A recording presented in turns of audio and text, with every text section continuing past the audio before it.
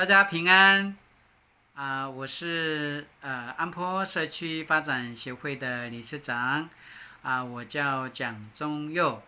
台湾族名叫拉勒阿兰，来自营肉，来自巴里布隆，来自瓦布伦岸家族的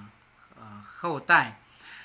那很高兴要在这里跟大家介绍安坡部落，也就是所谓的安坡童玩王国。那安坡呢位居在屏东三地门乡的境内。那三地门乡有10个部落，那我们是其中最小第3个的部落，那是排湾族的部落，是拉瓦尔后裔所形成的一个部落。那安坡部落呢，还是保有这个社会阶级制度头目贵族、平民这些都还是在部落呢特别的明显。那安坡部落呢，仍然保有语言、饮食，还有传统服饰，还有这些既有的传统的这些文化都还是保有。那安坡部落呢，目前人口呢大概有580几个，那真正居住在部落的人口呢，大概将近400位。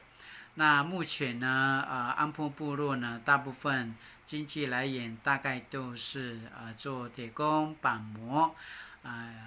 还有一些做农作物的。那安坡部落呢，本来它是一个迁徙大概有90几年的一个部落。那原来的部落呢，它在屏东三地门乡的大社部落。那中间呢发生了一些不愉快的事情，所以几户的平民家族呢，因为非常的难过，所以他们就离开了这个原来的部落，到了一个新的地方这个地方呢叫点了勒板点了就是岩壁，太阳照射，就是点了勒板的意思，就是旧部落。那因为那个地方过去比较容易会发生崩塌，然后中间族人也有一些不愉快，所以后来又迁居到现在的地方。那安坡部落因为离平地很近所以族人们呢对工作都是早出晚归，大部分都是以铁工还有板模或者是做一些农作物来自给自足。那在这样的情况之下呢，安坡部落没有多的土地呢来做这些特产呢，所以当时呢我们就想到了这个儿时的记忆。那怎么样透过这个儿时的记忆呢，来创造这个部落的一个产业？我们就慢慢的来做田调，慢慢的把这些过去儿时的记忆呢，把它找回来。那目前呢，我们在做这个铜碗呢，大部分都是以排湾族的铜碗为主轴，就是利用这个大自然山林的这些就地取材来做成的这些铜碗，是非常环保的一个铜碗。那透过这个环境呢环境将这个安坡塑造成为一个铜碗王国。那铜碗呢是一个与环境相依扣的一个有机体，在环境里面呢找到铜碗的因子而发明、创造、改造，都是很自然而然的。所以在这个铜碗的发展当中，我们找到了一个很快乐的一个精神。所以在这15年来，我们不断的研究，不断的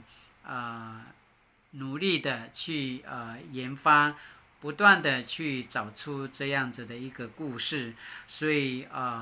目前的安波童话王国就是以发展传统竹制的童玩体验为特色来一个主轴。那很高兴在这里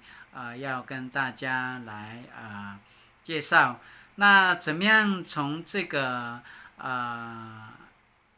知道安波童话王国呢？就是从我们的脸书呢打安波童话王国就可以找到，我们目前安波童话王国的一个知道怎么样报名怎么样知道体验的这些行程。那怎么玩呢？我们透过就是部落导览，然后认识部落，然后再到这个童玩王国这个地方呢，达拉布它可以做童玩的 DIY。那童玩 DIY 之后呢，我们就可以做族服的体验。族服就是传统族服体验，然后我们就可以享用我们的原汁原味的风味餐。那享用完了呢，我们就可以到我们的山林秘境来做火把。那在做火把的同时呢，小朋友他也可以做童玩的体验，来感受这个山林的这个环境。大概就是这样子的一个体验。那可以玩什么呢？其实它可以玩很多种的童玩，可以玩赶鸟器，也可以玩国立弹枪，也可以玩竹枪，也可以玩竹高跷，也可以玩滚轮提水，也可以玩这个竹枪，也可以玩竹水枪等等，有很多的这个童玩，大概有100多种的童玩可以让大家可以选择。那可以参观什么呢？可以参观我们部落的一些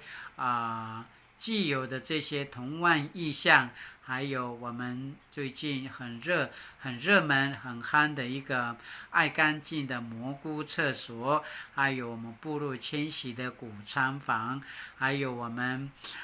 一个很重要的一个精神，就是这个部落的瞭望台